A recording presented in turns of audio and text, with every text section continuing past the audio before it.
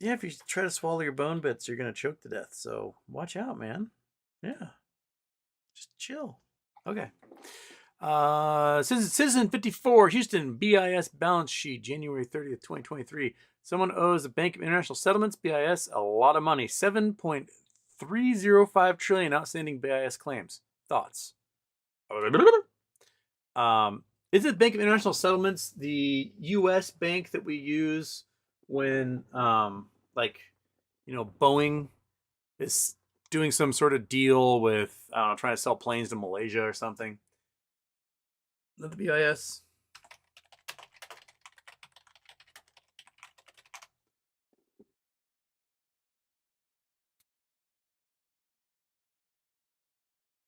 Promoting global monetary financial stability through international cooperation.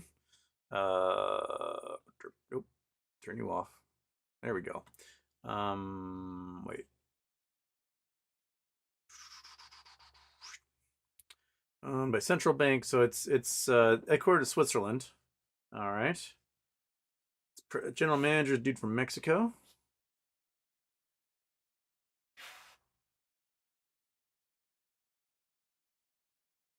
All right, as the banker's bank, the BIS serves the financial needs of central banks, provides gold and foreign exchange transactions for them, and holds central bank reserves.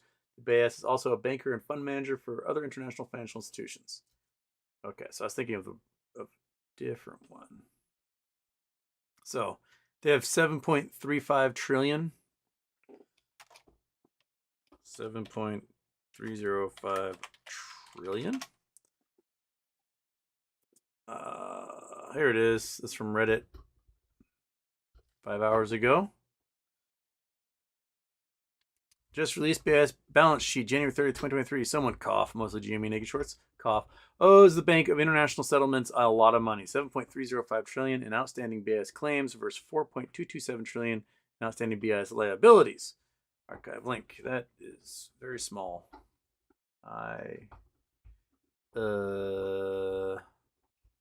This changes. So the US dollar amounts went up. Okay. National banks. Who has what in there? Yeah, Kingdom owes a lot. Or owed. Then in the back, who's negative? Okay. So then if we leave this, is there more? Is that the only picture? Is that the one we got? I don't know what to make of that at all. But archive link, we can go to the actual archive.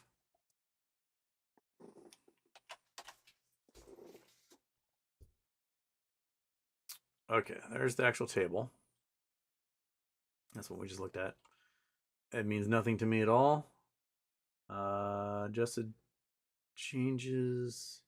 It's like US dollar went up in their bank quite a bit. But outstanding liabilities, 3 trillion in liabilities, 7 trillion in claims. Huh. Well, there you go. I don't know what it means. Yeah. It's another thing you want to read all about and learn about tonight. You guys keep making me learn. So, Rougarou of Wall Street. I can't read. I went to public school. Houston, do you think shorts will ever close positions on the meme stocks? They will never close them voluntarily. They will only close them when forced to, and that's the only time that stuff is ever going to get closed. They're never going to be like, you know what I should do? I should probably close that position today. That is not in their MO. They will open up new positions, 1,000 new positions in a year, and their entire business model depends upon them never closing them and admitting it as a liability. They will take the cash from that sale, they will ship it offshore, and they'll sit there forever. And when they get liquidated, they're gonna be like, "What cash? I don't have any cash because it's in some offshore account in the British Virgin Islands or Bahamas or Caymans or Cyprus or Seychelles or wherever." So no, they'll never close voluntarily. Cameron G, what will happen to AMC and GME if the debt ceiling gets close to breaching without a resolution? Okay. So we've talked a million times in the past about this.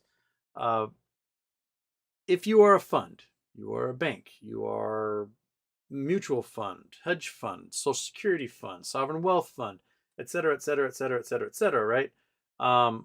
The basis of your collateral is federal bonds and some government municipal bonds, things like that. But these standard AAA rated federal bonds, that's the basis for almost everything you do. It's what you do for trading for repo, for like short-term loans. It's what you use as collateral for margin because it's stable. Because it's stable, it offers a great ability for lenders to use as a standard block for any play you want to make. If we default, right, and you have a nice wall just of nothing but federal loans, $31 trillion of federal bonds that are all over the place in all these different funds, and if we default and the value of those bonds go to junk status because of that default, then Social Security becomes insolvent. Pension funds become insolvent. Hedge funds become insolvent. Almost every bank on earth and half the central banks become insolvent instantaneously. Now, what should happen in a system that, if it was not like run by oligarchs and monopolies, is when one of these funds become insolvent, they're supposed to get margin called. And if they can't meet the liquidity requirements, which in a case when you've got a global economic catastrophe, they wouldn't be able to do, you would liquidate. You go, we're going to sell everything you have, and we're going to pay off all your debts. The problem is that they're all over leveraged 30 to 1, mostly on these government bonds, right? So you have $1 billion in government bonds. You have now borrowed $30 billion in plays. So you sell, bink, that $1 billion in government bonds, and my hand can't even get down into the screen to show how little of your liabilities got paid off. So now you got $29 billion in liabilities. They have to shovel off to the bank that gave them the loans. They're now responsible for that liability. Well, the banks just lost a huge chunk of their worth because they invest in federal bonds, and those federal bonds aren't worth anything anymore, so they don't have any money, right? So it's going to come down to the federal government having to print more money, which makes for more bonds, which are worthless, which just becomes this death spiral for basically every economy on the entire planet. So what would happen? Well, there's what would happen and what will happen. What should happen, what will happen. What should happen is liquidations, positions get closed. What will happen is probably everyone dies of starvation or joins roving gangs, marauding their way through the apocalyptic dystopian future countryside that we will be living in. So I don't know. Like I don't see a way of the US government defaulting on its debt that ends up with anybody being a winner. I think it collapses the entire economy in a way that it will take 20 years to climb our way out of. It will be brutal. It will be so incredibly brutal, and like billions will die. Right? I mean, can you imagine what happens if every currency on earth becomes worthless? Right? You've no motivation to do anything.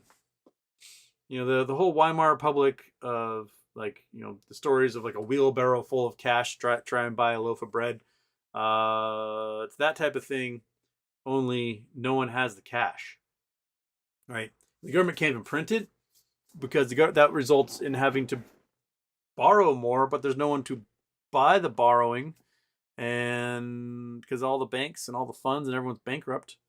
It would be a clean slate type situation that is like, I can't even imagine how sketchy and scary it would be if we default on our debt. I can predict terrible things, but in the reality, I'm imagining, payroll never goes through. The banks don't have any of the money for various businesses to do payroll, so people don't get paid. They don't get paid. They can't pay the rent. Can't pay the rent. You get evicted. Landlord can't find any renters because no one has the cash. The landlord's house gets repossessed, and the bank has to try and sell it immediately because they can't sit on that for a while because they have no cash. And there's a glut in the market. Housing prices collapse in a way that there just becomes these like empty wastelands of homes that are just being torn apart by meth heads for copper. But even then, the meth heads are getting like, I don't know if they're getting like a chicken wing or something for the copper they're getting because no one has the cash to pay them for anything. It just seems like as bad a situation. Like you could drop nuclear bombs on every capital on Earth, and I don't think it would be as bad as if the U.S. government defaulted on its debt. I think it'd be worse if the U.S. government defaults on its debt than if we just had a nuclear war where we just wiped out every capital. Just bad things, and I can't imagine how you'd even climb out of it. Maybe the government, would finally get the debt ceiling approved. Bonds would be so worthless, the government could go in and just buy them all up for pennies on the dollar. I don't know. Maybe that'd be the solution. But beyond that, I don't know, man. I don't know. All right.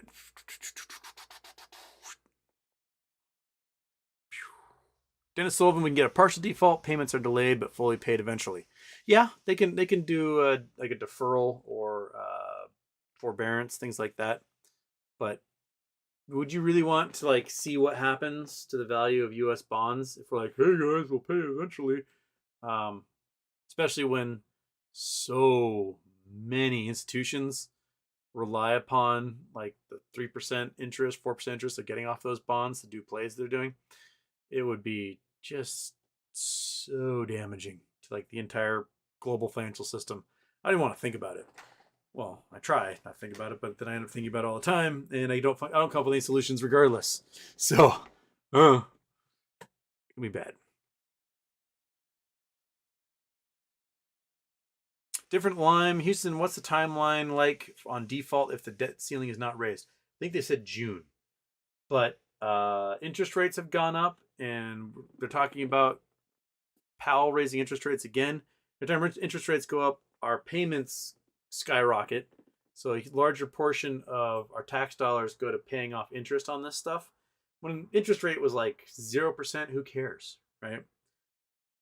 No one cares. Interest rates are tiny. You can have as much debt as you want, whatever. But now interest rates, 3, 4, 5%.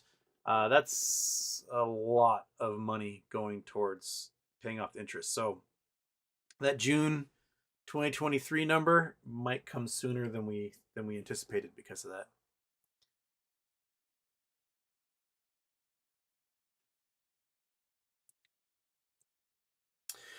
RG, the problem is old people in Washington, we've got to set term limits. I do find it interesting that like you're required, you're no longer allowed to fly a plane as a commercial pilot after age 62, right? You cannot be trusted to fly a plane with paying passengers after age 62, and you're forced into retirement. So if that's the case, why do we entrust 89-year-olds, looking at Dianne Feinstein, Chuck Grassley, they're both 89, going to be 90 this year. Why are we entrusting them with our politics? You look at all these countries, look at Finland and Ukraine and like Sweden. They got like young leaders. They got people there in their 30s and 40s doing this stuff. The founders of our country were young. Half the guys that signed the Declaration of Independence were under 25 years old. And there's something to be said about like the hunger of when you're young. And quite frankly, I don't understand. If you're 89, why do you want to be in the Senate? Why do you want to do it? Why don't you want to just go sit? Like, what is it about being 90 years old? You're like, you know what I want to do? show up to work every day and have to get on a plane every weekend to fly home. That's what I want to do. That just sounds miserable, man. Like, why would you want that to be? You're already rich. Who gives, like, go enjoy your lake cabin on Tahoe, Dianne Feinstein. Why on earth are you spending all your time in DC taking fistfuls of Alzheimer medicine and just bumbling your way around? I just don't get the appeal at all.